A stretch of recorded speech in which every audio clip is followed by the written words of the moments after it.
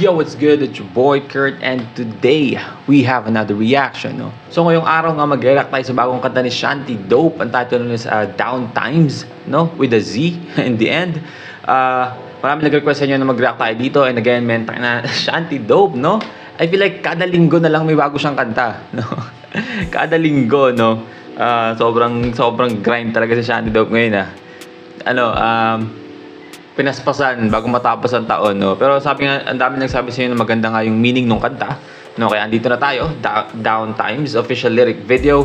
Without no further ado, let's get it.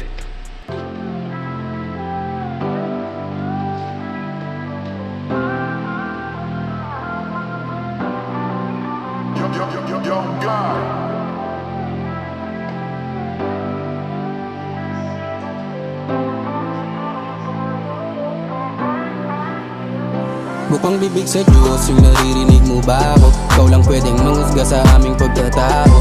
Di ko masunod yung iba kong pinapayo. Oo, nanood lang sila nung nadapa ko. Sabi niya wala raw akong puso, kinapa ako. Andito pa naman kaso walang pakiramdam. Interes na Kung paano niya sinulat yun, no, napakaganda, di ba? Yung simpleng paraan para sabihin yun is manhid na ako, parang ganun.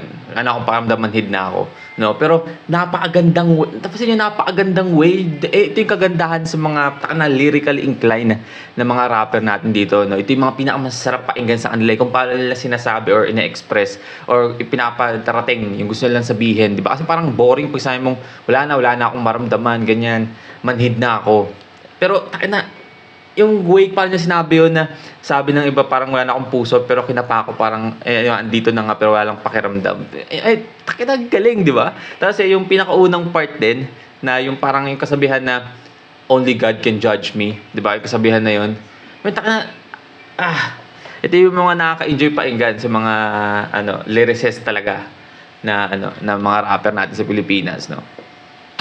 kalokohan na naman tayo. Pagod nang umuntawa pa uli ng panggagago. Kung saan ako nanggaling, di ko rin nakalaing. Sa harap ng entablado ako dadalhin ng hangin. Sa likod ng mga tawa may pasakit na palaging di ko pwedeng ipakita sa naniniwala sa akin. Kaya buti na'y wala ka mahinang ibin. Oo nga, totoo yun, men. Kasi talagang mga tinatawag natin mga tinitingala ng mga tao ngayon, mga influencer, mga singer, mga artist, di ba? Marami sa kanilang naka-follow, di ba? Lahat ng mga followers sila nag-expect lang ng maganda para sa kanila kasi kaya nga sila fina-follow kasi nag-enjoy silang i-follow yung mga tao na yun. So hangga't maaari ayaw nilang ipakita yung kung ano yung mga nahihirapan kung saan sila nahihirapan, no, sa likod ng camera, sa likod ng mga litrato, ng mga post nila. Syempre kahit gaano pa kasikat yan, may mga paghihirap na dadaanan yan sa iba't ibang klaseng way, no. Anak, mapatawad mo ko sana sa mali kong nagawa. At mga gabi-gabing wasak, buka ng puso kada shot. Yan din ang mga dahilan kung ba't ko gagawin lahat. Bukang bibig sa Diyos, yung naririnig mo ba ako? Ikaw lang pwedeng manghusga sa aming pagkatao. Hindi ko masunod yung iba kong pinapayo. Oo, nanood. Ngayon ko na hindi ko masunod yung iba kong pinapayo, 'di ba? Kasi kadalasan tayo, 'di ba? Mas magaling tayo magpayo sa iba pero hindi natin magawa sa sarili natin, 'di ba? No? Lang sila nung nagdapa ko. Sabi niya wala raw akong puso, kinapa ko. Andito pa naman kaso walang pakiramdam ko. Interes na magkalokohan na naman tayo. Pagod nang umunawa pa uli ng panggagago. Kada makikita kong malayo pa sa kalahati nung katuparan ko, ayoko na bumalik sa dati. Madalas sa harapan ng salamin ko nasasabi, di ba yan mo, di bale, di naman ganito palagi. Nung wala akong makapa, sa pitaka na wala din kaibigan at babae kung mahal ako kunyari. Madalas sa harapan ng salamin ko nasasabi, di ba yan mo, di bale, di naman ganito palagi. Kung bukang bibig sa Diyos, yung naririnig mo ba ako? Ikaw lang pwedeng manghusga sa aming this hit home, no? Lalo na sa akin ngayon, sa mga pinagdadaanan namin, no? Kung napapansin nyo, hindi ako madalas nag-upload ngayon. Hindi ko naman sadya or hindi ko naman gusto, no? Pero yung mga kailangan talagang ayusin, na minsan nawawalan ka na ng time, o minsan nawawalan ka na ng gana, di ba? Kasi parang hindi mo magawang ngumiti. Katulad ngayon, men, kasi ako hanggat maaari ayokong dinadaya yung reaction ko. Gusto ko kung ano yung initial reaction ko, ano yung naramdaman ko, kung nagustuhan ko ba or hindi masyado or napangitan ako. Gusto ko mapakita ko sa inyo, no? So hanggat maaari gusto ko mag-react kung nasa mood ako, no? Ayoko nung nasa wala. Kaya itong mga nakaraan medyo hindi ako nakapag-upload. Pero taka na yung linya na tibayan mo palagi kasi hindi naman palaging ganito, no? Totoong totoo, no? Pagkatao, di ko masunod yung iba kong pinapayo.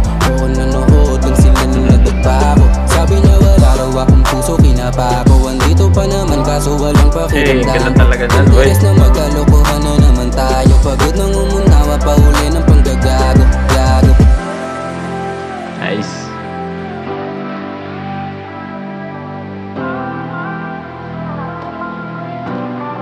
Shanty dope, no?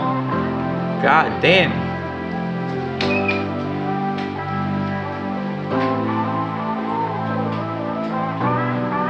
Alright, well again, that's Shanty Dope, Down Times, no? I don't know ba't may Z doon. Pero parang meaning sa down times is yung mga panahon na nasa baba siya, no? Yun na nga, nabanggit nga niya kung paano niya inangat yung sarili niya or ano yung naging mindset niya during ng mga time na yun, ano yung mga natutunan niya na kahit andito na siya, may pinagdadaanan pa rin siya, no? Pero hindi niya pinapakita sa camera kasi alam niya may mga sumusunod sa kanya, di ba? Na hindi naman gustong makita yun. Right? So, basta, taka na, kasama sa mga nag-request, no, napakaganda nga ng meaning ng kantang to, no? I feel like tamang-tama siya sa akin sa mga nararamdaman ko ngayon. I mean, ayoko mag-drama, no? Baka magkaiyakan tayo dito. Pero, yeah, napakagandang kanta, no? Kaya yung mapapasok ko sa playlist ko na naman, Shanty, no? Kada week na lang. Kita-kita tayo next week pag naglabas siya ng bagong kanta, no? But yeah, again, that's Down Times official lyric video. Napakagandang kanta. And that's it for me today. Sana gusto niyo yung reaction natin, no? If you want me to react to your favorite artist, singer, rapper, song, just comment down below. We are going to react to it. And yeah, that's it for me today. See you on my next vid. Stay awesome. Peace.